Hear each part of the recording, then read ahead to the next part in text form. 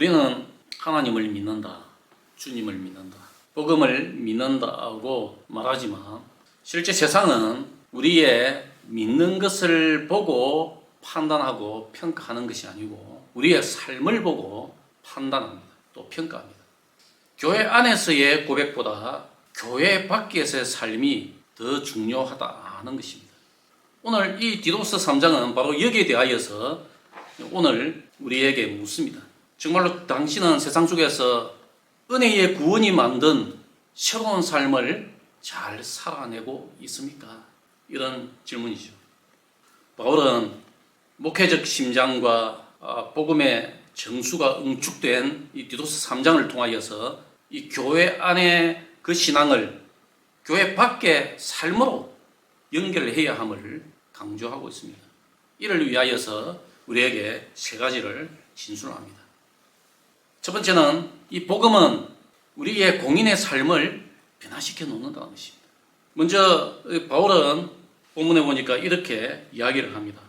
그들로 하여금 통치자들과 권세 잡은 자들에게 복종하며 순종하며 모든 선한 일을 행하기를 준비하게 하며 아무도 비방하지 말며 다투지 말며 관용하며 범사에 온유함을 모든 사람에게 나타낼 것을 기억하게 하라. 칼빈은 이 구절을 해석하면서 그리스도인의 순종은 비굴함이 아니라 질서를 세우는 경건의 표현이라고 말했습니다.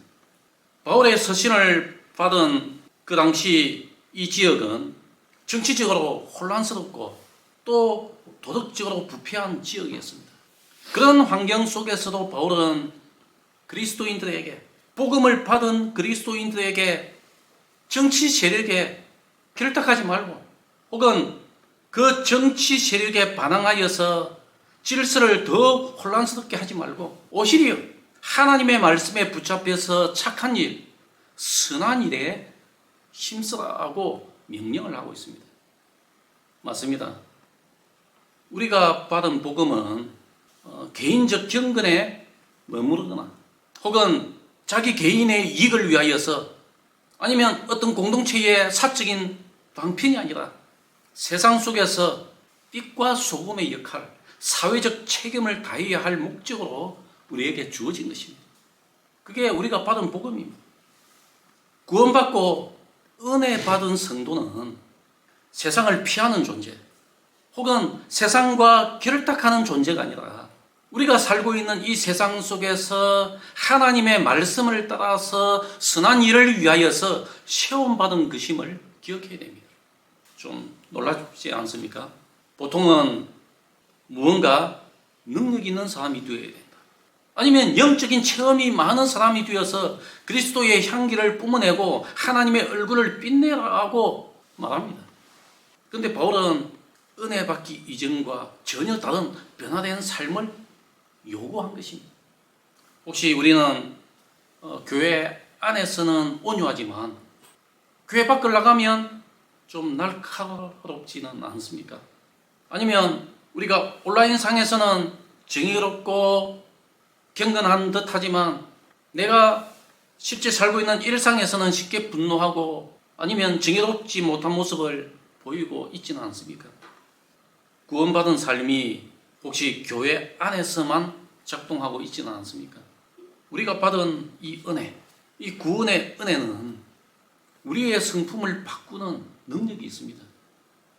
은혜 받은 사람은 교회 안에서뿐만 아니라 교회 밖에서도 그 성품을 나타내게 되어 있습니다. 그게 은혜의 능력이죠. 어느 유명한 기업의 회장이 신입사원을 채용할 때 이런 질문을 한번 했다고 합니다. 엘리베이터 문이 닫히려 할 때에 당신은 그때에 어떻게 행동했습니까? 어떤 내용이죠?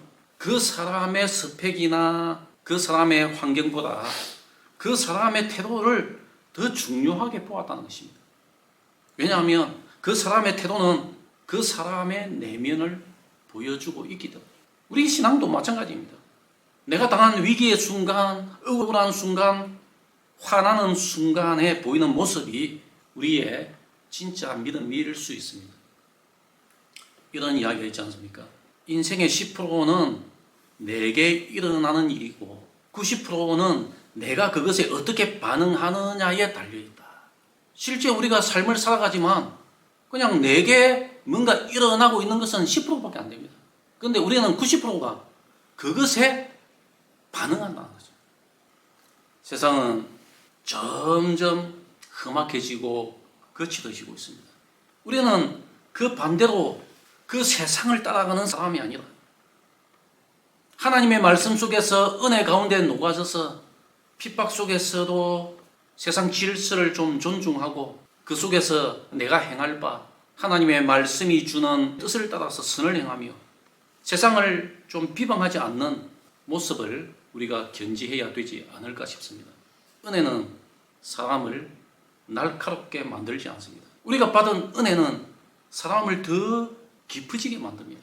이 구원의 은혜가 날마다 우리의 내면의 깊이를 더하고 신의 성품이 우리의 삶에 흘러가게 만들어야 할 줄로 믿습니다. 두 번째는 이 구원은 전적인 하나님의 자비에서 비롯된 것입니다. 바울은 갑자기 3절 말씀부터 보시면 과거를 이야기합니다. 우리도 전에는 순종하지 아니한 자예요. 속은 자예요. 여러 가지 정욕과 행락의 종로도 탄 자예요. 이와 같은 이야기를 합니다. 어떤 모습을 보여주고 있습니까? 인간의 부패한 모습을 적나라하게 보여주고 있습니다. 사실 이 말씀을 읽으면 내 모습을 보여주고 있는 것입니다. 이 말씀 앞에 서면 우리는 하나님 앞에 고개조차 들 수 없는 존재라는 것입니다. 우리는 원죄를 가진 순간부터 선한 사람이 아니었다는 것입니다. 우리는 본래 사랑받을 자격이 있는 사람들이 아니었다는 것입니다. 우리는 다 알고 있습니다. 매 순간 미워했던 마음들, 그리고 계산했던 마음들, 사랑들, 시기, 질투했던 순간들이 너무 많았다는 것입니다. 우리의 그 모습은 좀 괜찮은 듯 살고 있습니다. 아무렇지 않은 듯 살고 있습니다. 그런데 하나님 앞에서는 숨길 수 없던 시간들이 얼마나 많았습니까? 사람들을 속이면서 살고 있는데 우리는 정작 하나님 앞에서는 전혀 속일 수 없습니다. 3절에서부터 나열된 죄들로 인하여서 우리는 하나님 앞에서 죽어 마땅한 존재입니다. 지옥불 가운데서 고통받아야 할 죄인 중에 괴수라는 거죠. 우리가 전에는 이런 존재였다는 것입니다. 그런데 여기에 하나님의 개입이 있었습니다. 우리 구주 하나님의 자비와 사람 사랑하심이 나타날 때에, 우리 구주 하나님의 자비와 사람 사랑하심이 나타날 때에 우리를 구원하시되 우리의 행한 바 의로운 행위로 말미암지 아니하고. 오늘 이 말씀에 복음의 심장이 있습니다. 복음의 핵심이 있습니다. 우리는 하나님 앞에서 자격으로 구원받은 것이 아니라는 것을 분명하게 보여줍니다. 순전히 하나님의 은혜였다는 거죠.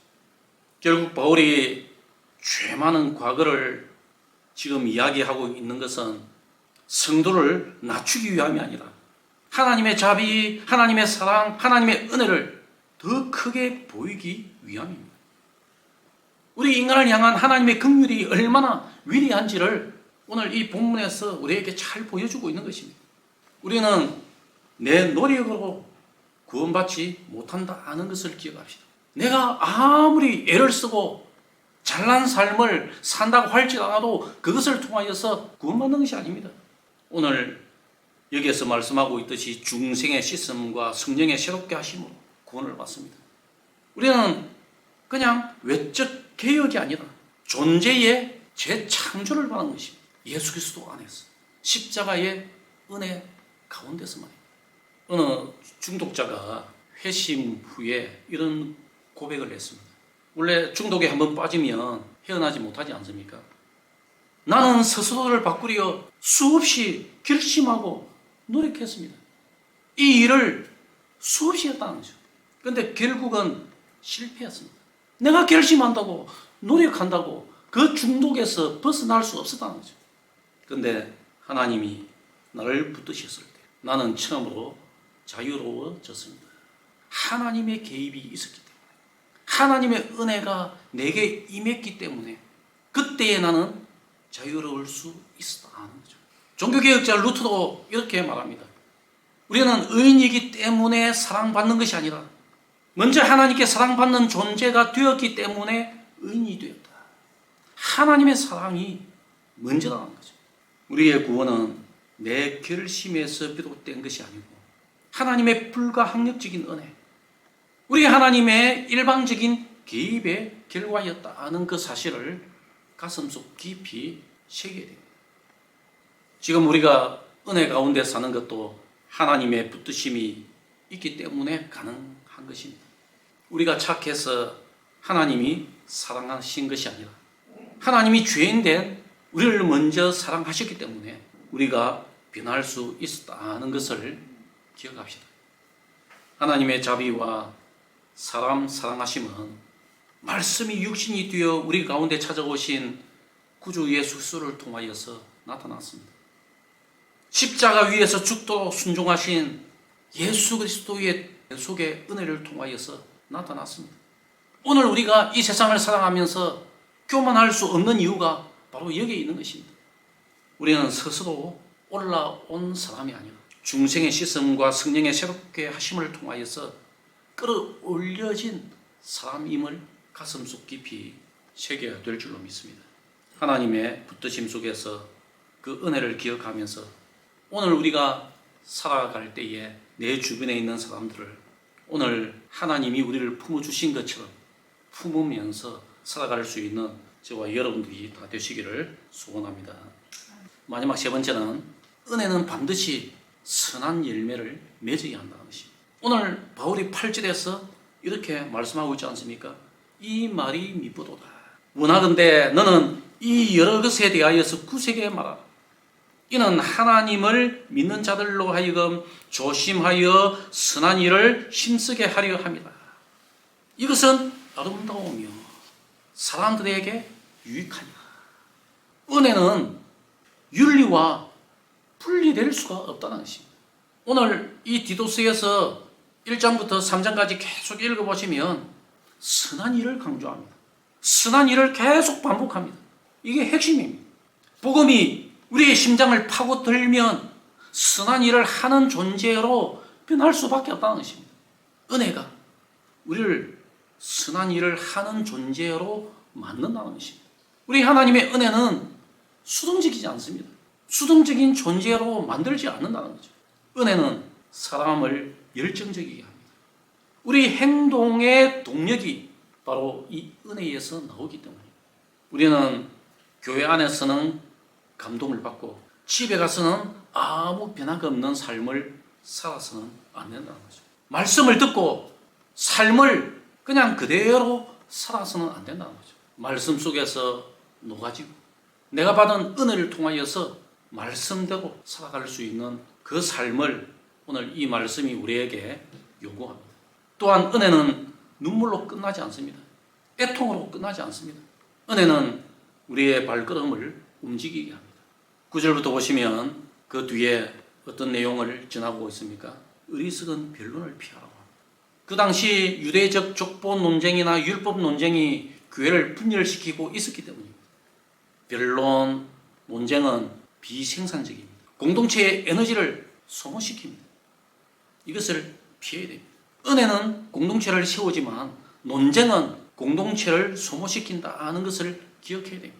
교회가 나누어져서 논쟁하고 싸우는 동안 교회 밖에서는 귀한 영혼들이 죽어가고 있다는 그 사실을 기억해야 됩니다. 은혜를 통하여서 우리의 마음이 뜨거워졌다면 교회 밖에서 우리의 손도 함께 움직여야 됩니다. 우리가 받은 이 복음은 교회 안에서만 머물러 있으면 안 된다는 거죠. 사회 속으로 흘러가야 됩니다. 우리의 삶을 통하여서 흘러가야 됩니다. 내 개인적 감정으로 끝이 나면 안 됩니다. 오늘 사도 바울이 세상을 향하여서 선한 일을 다하라고 주문하고 있듯이 세상을 향한 책임을 다해야 됩니다. 그 일을 할 때에 쓸데없는 논쟁은 피하고 유익한 일에 집중을 해야 됩니다. 비판은 쉽지만 승김은 어렵습니다. 하나님은 우리의 삶을 통하여서 일하시기를 기뻐하십니다.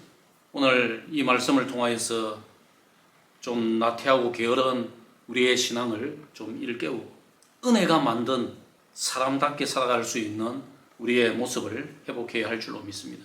우리가 받은 은혜가 얼마나 큰지를 기억합시다. 그리고 그 은혜를 품고 선한 일에 힘을 내야 할 줄로 믿습니다. 그런데 우리는 약하기 때문에 늘 넘어집니다. 부족합니다. 하지만 여전히 하나님의 은혜가 우리 안에 있음을 기억합시다. 성령께서 우리를 새롭게 하시고 붙들고 있습니다. 우리는 이제 예전의 사람이 아닙니다. 하나님의 은혜가 만든 하나님의 사람입니다. 하나님의 은혜가 만든 새로운 삶을 살아가야만 하는 존재이기 때문에 하나님의 은혜 가운데서 새롭게 빚어진 삶이 되어서 이번 한 주간 정말 은혜답게 살아낼 수 있는 우리 모두가 다 되시기를 주님의 이름으로 축복합니다.